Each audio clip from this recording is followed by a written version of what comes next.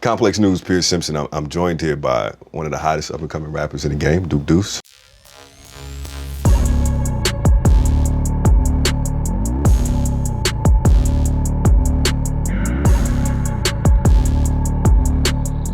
I think it was important to capture you and your essence in your city.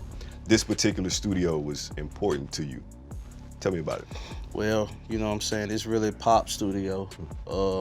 It really just got built up like it is now. Right. You know what I'm saying? So we really just still making history, creating history in this motherfucker, you know what I'm saying? Now, that's amazing. Even seeing Pops on the keys, it's obvious like the music, the love for music hasn't necessarily left him. Duke Nitty, he also produced South Parkway by Gangsta Black. Going back and just looking at your life in total, when did music first become a love for you? Shit, that's kind of hard because shit, that's all I heard. Like, I know I was a baby, shit, mama was singing, you know what I'm saying? Yeah. So it was like, right. You know, I guess I just grew up and kind of just caught on to it. It was just natural though. Yeah. Pops used to always buy me a keyboard for certain Christmas, and you know what I'm saying? I played it. Shit, it was just what it was. In some of the interviews, you were saying that you would use his beat machine and Yeah. kind of program beats. What advice would he give you early on when you were making beats, or he just let you do it for the love of it? Yeah, just let me do it. He taught me how to stay on beat or whatever, you know what I'm saying? Yeah. But that didn't take much to learn because it was just in me already. So Yeah. I knew what I wanted. And it was simple ass shit. Boom, boom, ka, boom, boom. A Memphis Massacre, the intro. It's Right. it's titled Intro in Black Haven. So tell me about Black Haven. What would you say your upbringing was like there?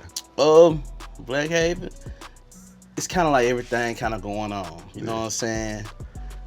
You can get into some trouble. Trouble could come to you. You know what I'm saying? Right. It's just kind of like an average hood. You know what I'm saying? Nothing too super special. But me, of course. You know what I'm saying? But you know. You know what was funny? As soon as you said Black Haven, you had this like smirk on your face. And I said, yeah, he probably got into some trouble a little bit when he was in Black Haven. I was a knucklehead. You know what I'm saying? Right. You feel me? I had to find myself. I was just lost. That's really what it was. I was lost. Just like teenage years? Nah, this was like once I kind of like grew up and life hit me. Really? You know what I'm saying? Yeah. And I just kind of like, you know, I was just kind of on some bullshit at one point. My friends would tell you like, Duke, well, hot. He the type of nigga to hop out the car in the intersection and you get with the bullshit type shit. Right. But you know what I'm saying? You know, I just kind of was lost and found myself. I had to do something with my life, bro. You feel me? Is that when you started taking music a little bit more serious, when you kind of hit that crossroads where you're like, okay, I need to take... Really, when I had my little girl, it was over with then. Yeah. She put that fire in me. Yeah. I ain't been back since. Shit. Right. So are you like, when you gangsta walking, are you like battling other neighborhoods? No. It's just shit. We just styling. Yeah. You know what I'm saying? It's just us. We styling. You know what I'm saying? We the type of motherfucker when motherfucker pulling through the hood, niggas gonna slow down and be like, you know what I'm saying? While they making they serve, they might down there slow down and catch us out there. Right. You feel me? Yeah. Some bitches might pull up or whatever. Woo. Shit. Because even in the lift on the way over here, our driver was like, yeah, I used to gangster walk back in my day. Yeah. And this dude was like at least in his 50s, you know what I'm saying? So obviously that's something that's instrumental to the city of Memphis. What introduced you to gangster walking and just having a love for dance like that? What really stamped it is when Lil Nike, my uncle partner, bro. Man was walking down the street, he had a fucking CD player. Cause you know them days, right, he had exactly. CD players and shit with the headphones on. He was just walking. He was walking around the corners and shit, just going down the street, bumping, like going crazy, bro. Shit looked so fake, like nigga looked like he was floating down the street, bro, for real. So I was like, God damn. So I started hanging around him, trying to learn shit. Right.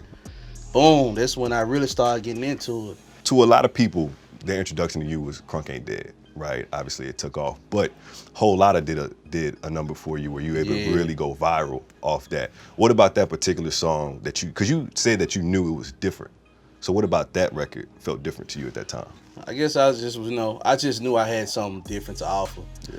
Different look, different moves, different flows of what people was coming like out my city. Yeah. Niggas ain't rapping like I'm rapping. You know what I'm saying? I rap totally different from damn near everybody. You know what I'm saying? So I just knew I was different on top. Right. Because that record is what caught Offset's attention, right? Right. What was that DM like that he initially sent you? Bro, you go hard, bro. Woo, bro. I want to sign you. I was like, damn. Just like that? Just off that song? Right. He must knew. Yeah. He knew I had it. You feel me? Like off one song, usually you want to go and check out some more shit, do your research, but shit, that's what it is. Yeah. You know what I'm saying? Describe to me that first interaction with Offset, like when y'all first met and y'all first linked up. Was it something that you'll kind of always remember? Hell yeah. I could never forget that. That was my first time flying to LA. He flew me out to LA to meet him. Everything was new. You know what I'm saying? Like, it's like I'm living life all over again. Like, this is something totally new. I ain't never seen nothing that look like this. No city or place or none of this shit. You feel me? And shit, they had this mansion. You got to drive up this long ass hill to get to it, bro. You know what I'm saying? You go through these big ass gates and shit. When I hopped out the car, all I saw was like a bunch of security guards dressed in tux and shit. I'm like, bro, this shit is fucking crazy, bro. You feel me? I feel you. I'm looking for Offset. Niggas was real still for me and shit because they ain't know who the fuck I was. Then boom, he was up in one of the trucks the whole time. He lit down his window. Boom, I saw him. Shook hands or whatever. Shit, we hot right in the car with him. Shit, we went to go pick up Cardi B from somewhere. Really? Yeah, from a hotel or some shit. Oh, that's cool, man. Yeah, Cardi's always kind of championing you in a way. I was doing my research. She said something like, just give somebody a chance. Just make sure that you stream them. Go check them out. And the artist she was referring to was you. Yeah. And it seems like she's always has your back, whether from a distance or whatever the case may be. Was there any hesitation to sign to another artist when that initial offer was presented to you? Hesitation? No. To be honest, it wasn't no hesitation at all. Really? What made you feel that way? Because shit, think about it. Like at that moment, QC was like going crazy. So it was like, hold up, fool. Like mostly when artists pop in my city, they get reached out from the same labels. You know what I'm saying? Right. And QC come our way. They just come our way first. Like it was like, shit, hell yeah. Let me see what they talking about. Yeah. It's kind of ironic that you say you don't talk much and you're laid back, considering you want to bring Crunk back. You want to bring that era back. Right. What about Crunk music made you connect so much to it, that era? Man, look, I'm going to be 100. I got into Crunk music because I love it, first of all, and to prove a point. To teach the world. I got to reteach everybody. They got to relearn, man. You know what I'm saying? So what's the point you're trying to prove? I'm trying to let these folk know where it really came from. Crunk music came from this city right here. 3 6 Mafia was a big proponent of Crunk music and just Memphis in general. Yeah. They was Memphis in general because honestly it was before them. Before Crunk, it was Buck. Right. You know what I'm saying? Yeah. Shout out to Scrappy, but we damn sure ain't call it hype. I don't know what the hell that was.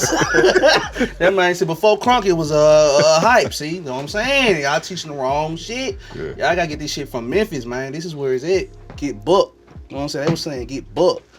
Get bugged, get bugged. You get your ass beat. All that shit. Niggas been getting Crunk in Memphis since the 80s, bro. Stop playing. Without question, who would you say is your influences from Memphis in general, as far as artists? Shit. Everybody. Shit. Mainly Pops. Right. I'm influenced by everybody though. Like honestly, like it's some great legends out the city, bro. Like Player Fly, Tell Right the Third. I go back and listen to all these people. Skinny Pimp. November 2019, Crunk Ain't Dead hits YouTube. At this point, it's close to 30 million views. But when Crunk Ain't Dead drops, a couple months later, we're in a global pandemic. Right. Were you frustrated at all? Hell yeah, that would be 100. I was mad as hell. That shit slowed everything down, bro. You know what I'm saying? I could have been really capitalizing off that record. You feel me? Then this bullshit come and fuck it up. So now we just gotta make up for it. You know what I'm saying? It's like a start over. At least I'm starting over stronger though. You know what I'm saying? I got my business together now. I got a business. I got everything rocking and rolling. I got a stronger team.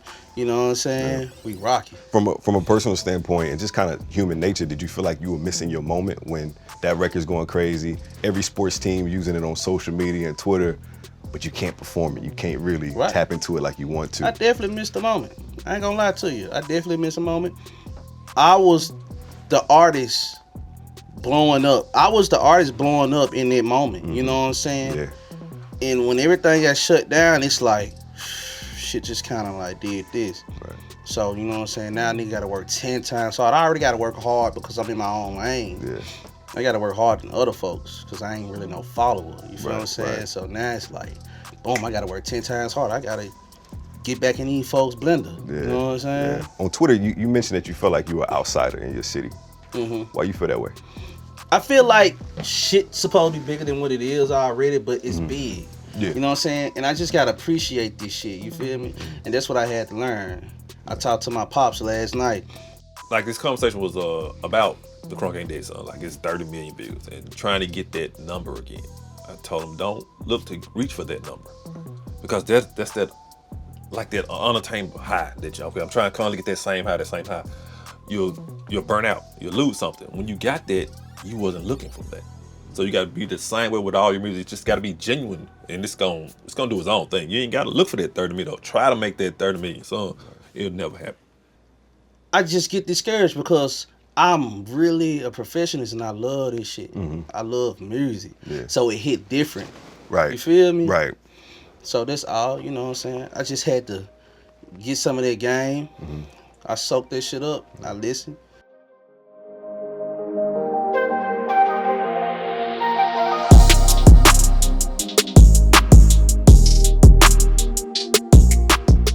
Memphis' history is so rich. So we're gonna do like a little word association. And when I say a person, you just tell me what you think about it immediately.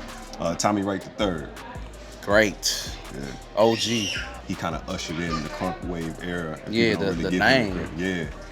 Yeah. Have you two been able to connect since you've gotten on? Have you been able to chat with him at all anywhere? I ran into Tommy Wright III on Beale Street one time. Really? When I was in Is this the before city. your stardom?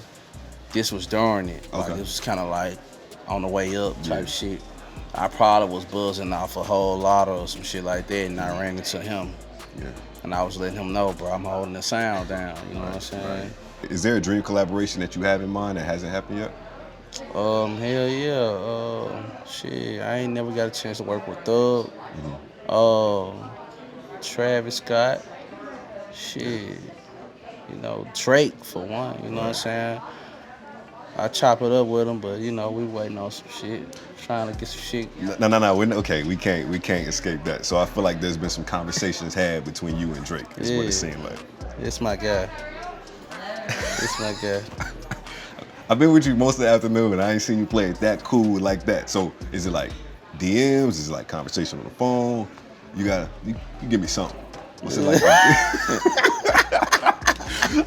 When that Deuce and Drake record pop up, I'm like, dawg, we had it here first. Yeah, I mean, of course, we started off with DMs and then went from there. Okay. I feel like it's in the works. I feel like it's on the way. You just Yeah, a little know. something. A little something. Let's talk visually. What's your creative process whenever you're crafting music videos? Because I was watching Soulja Steppin' and it was hilarious, especially some of the cut scenes. I just think about East Side lined up and you got the guy going through like the sergeant. He just talking shit. It was just hilarious. Yeah, I just with that Soulja Steppin' John, I just want to, you know what I'm saying, like show the world like I can do more than just music. I can do more than just this. I can put on some little acting skills for you too. You know what I'm saying? Like we can do all that. You know what I'm saying? And I got a team around me that's talented as fuck. Right. You know what I'm saying? Right. Shout out to my boy Keyshawn. Known as Pleasure Key on Instagram. Yeah. Crazy as hell. He back there.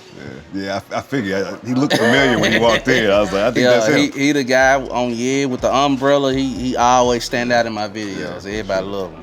You connected with Isaiah Rashad recently. Yeah.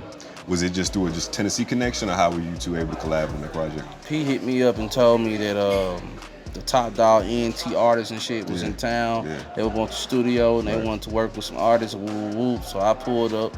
Isaiah Rashad wanted me to hop on his shit. You know what I'm saying? So he played the shit. You know what I'm saying? He already laid his verse down. So I was like, boom. I hopped right up in the booth. As soon as I heard the beat and shit, I hopped right in the booth because that was my lane. Right. He was already locked in. Yeah, the video's great, man. Yeah. Seeing you Gangsta Walking in the video and everybody just looking and locked in, shit was outstanding, man.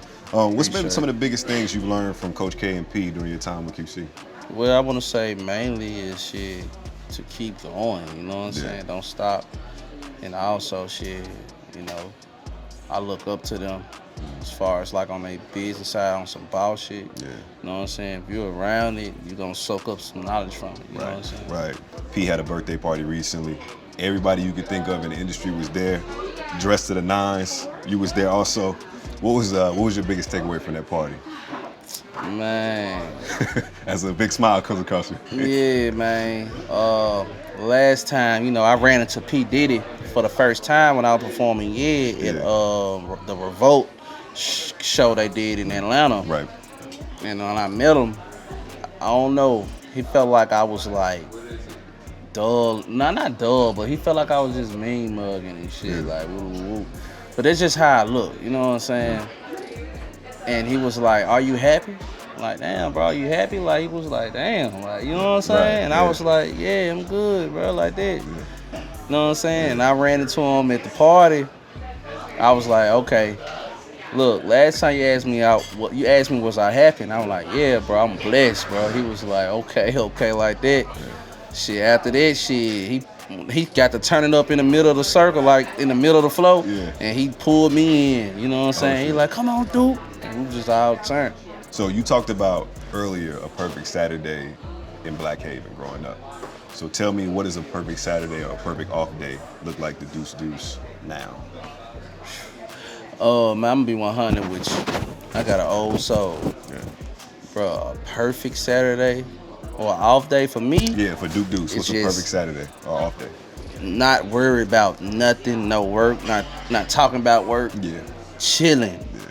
Playing Call of Duty, Warzone. in the beginning half of the day, I want to play my game. Right. Ending, I want to watch a fire-ass movie. Turn that bitch all the way up, make it feel like I'm at the movie theaters, you know what I'm saying? And chill with my family, you know what I'm saying? Right. My daughter and my gal, you know what I'm saying? Do you ever miss life before this? Some of it. Right. What I miss the most of life before this is when people didn't expect shit from me. From like family and woo. I just feel like people don't be understanding, you know what I'm saying? And you know, people like, you know, they tend to pull at you a lot, like, come see us and woo, just be on your ass. And I be like, bro, relax, just chill, man. Like, bro, I'm busy, bro, you know what I'm saying? And it's stressful, you feel me, when they don't understand, you know what I'm saying? Exactly. They'll never understand because they not in my shoes. Right.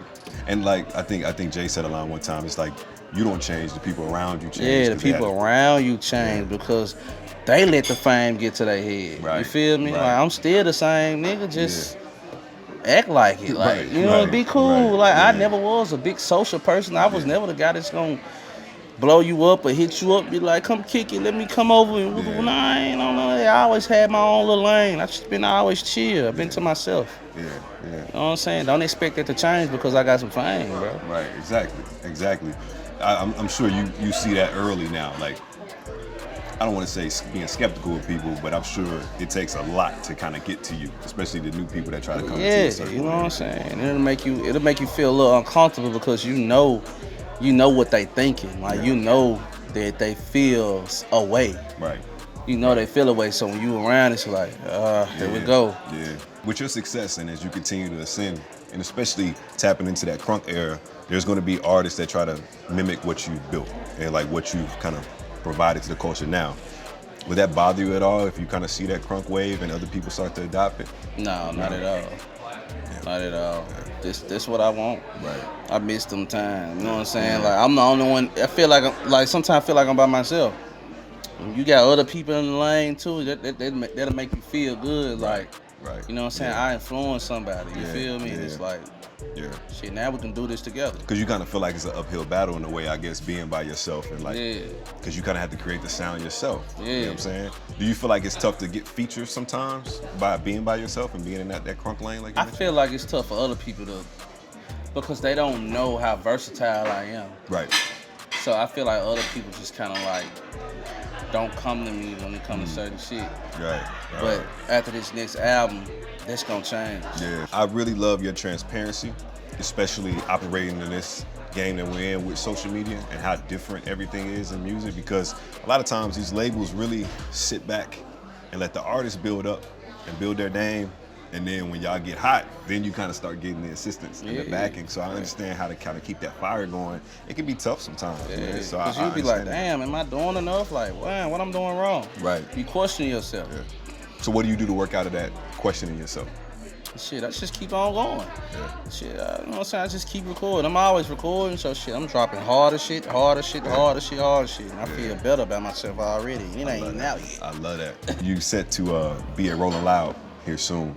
Is there any other performances that you're excited to embark on, or is it Rolling Loud that's kind of top tier for you? The whole Dude Nukem tour, I'm excited for all that. You know what I'm saying? It's been a talk that I'm gonna be on tour with the Migos. You know what I'm saying? Yeah. So I'm looking forward to that. Before the camera started rolling, you said something that was super, super interesting to me. You said you want to have a legacy in the city that's like the other musical acts that came here, to have like a street named after you. So like, what's success for Duke Deuce? What does that look like for you? Longevity, bro. Yeah. You know what I'm saying? Legendary shit, you know what I'm saying? Yeah.